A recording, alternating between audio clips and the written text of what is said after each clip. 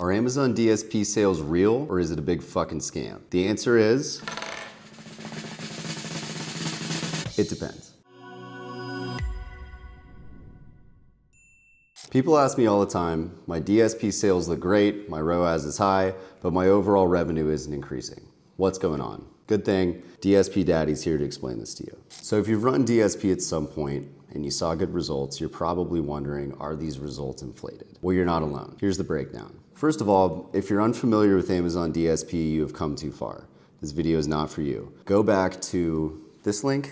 It's gonna be right here. Check out what Amazon DSP is, learn a little bit about it. This is for people that are actively running Amazon DSP and wanna learn a little bit more about the numbers behind it. So generally speaking, there are a lot of questions being asked around Amazon DSP, attribution, and incrementality. First of all, I wanna explain that incrementality and attribution are two different things. Attribution simply means who's getting credit for the sale. Is it a PPC ad, sponsored product, sponsored brand? Is it a DSP ad, or was it an organic sale? Incrementality is a little bit more tricky to understand because it means how many of these sales would have come through had this person not been served an ad. Neither one is gonna be perfect, but attribution's a little bit easier than incrementality, relatively speaking. So essentially, incrementality means if I drove $10,000 in sales and I spent $2,000 on Amazon DSP, how many sales would I have driven had I not run DSP at all? It's an imperfect practice, but there are ways that you can figure it out. So the main reasons that people don't trust Amazon DSP attribution or incrementality comes down to two things. One, it's a view through attribution model, as opposed to PPC where you have to click on an ad to get attribution for the sale.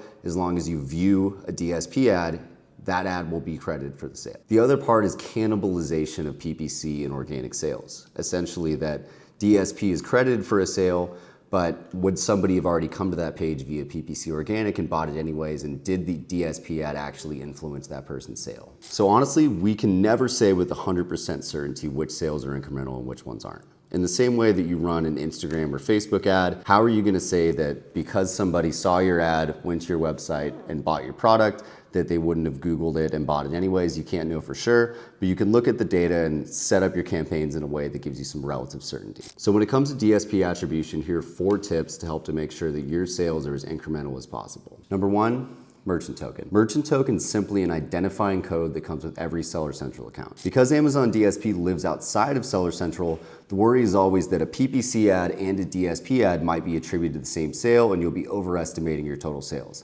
This is very possible. The way to mitigate this is you input the merchant token at the advertiser setting level within the DSP. That ties it to the Seller Central account, and then it deduplicates your sales to make sure that only one ad or the other is getting credit for a given sale. The next one is percent of purchases coming new to brand. This is especially important for CPG brands, supplements, generally speaking. One important thing to look at is if your return on ad spend is really high and your percent of purchases coming new to brand is really low, it often means that your DSP ads are cannibalizing attribution and you're serving ads to people that probably would have bought your products anyways. You wanna make sure that your percent of purchases coming new to brand is as high as possible. If it's sub 20% for any category, that's a problem. In the supplement space, 20 to 30% is healthy. In the non-supplement space or anything that's not repurchasable, you wanna make sure it's above 50%. One way that you can make sure that your percent of purchases coming new to brand is high is where you allocate your dollars between funnel stages. If you're spending too much money on the bottom funnel, meaning remarketing, retargeting, cross-selling, often you're gonna be cannibalizing a lot of the traffic and a lot of your repeat customers that probably would have come back anyways. You wanna make sure that you're spending as much as possible in the mid to upper funnel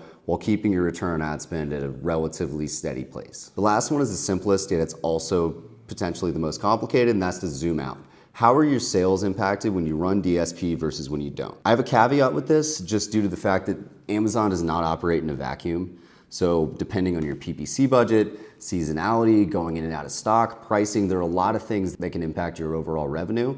So DSP spend is not necessarily going to be the only thing. That being said, if you run Amazon DSP for 6 months, everything else is the same and your sales don't improve, it's probably not working, even if your return on ad spend is high. Despite everything that I've probably just said to scare you away from Amazon DSP, it's an incredibly impactful platform when it's in the right hands. If you're interested in testing it out or just learning more or looking for an audit or you just want to talk to me for whatever reason, then reach out. There's a link below or go to triviumco.com. I think that's it. It'll be in the link. You're good.